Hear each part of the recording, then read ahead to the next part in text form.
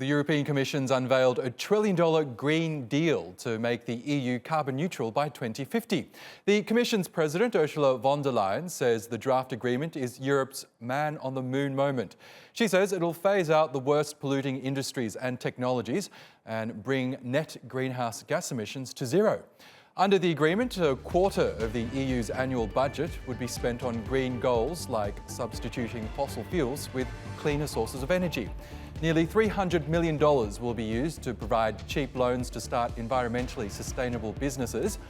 And it sets aside about $100 billion for dozens of cities and towns that could see job losses as industries that pollute shut down. But critics like climate activist Greta Thunberg say the plan is vague and does too little, too late to combat the climate crisis. When your house is on fire, you don't wait a few more years to start putting it out. And yet, this is what the Commission are proposing today.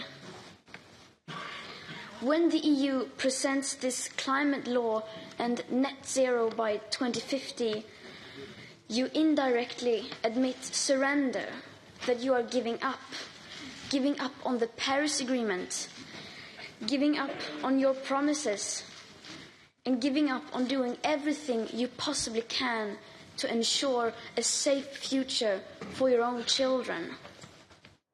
Well, TRT World's Yolo Up Duffett has been following negotiations within the 27-nation bloc that led to the Green Deal. Here's more from London on the most important commitments and shortcomings of the draft agreement.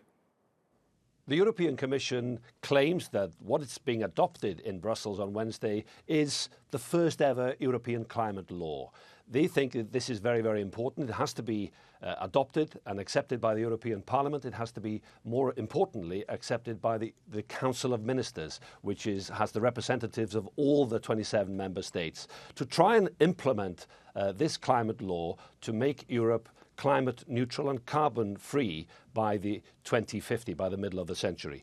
It will spend a staggering amount of money, a quarter of the budget of the European Union, over $330 billion. The question is, will it be enough? There are other questions about how all the different countries, with all the different governments, how they actually see this climate law and how it will be perceived. More damning than anything else, I suppose, is that they'd invited the Swedish activist Greta Thunberg to come to meet the Commission and then to meet the European parliamentarians before she said that actually there was so much that couldn't actually be agreed on. That this is like, she said, Greta Thunberg, you're putting your house on fire and waiting a few years before you put it out. That the Commission are basically trying to bargain with nature and trying to do a deal with physics, that you can't do anything. She called it a surrender law, that you would undermine the Paris Accord that was agreed in 2015.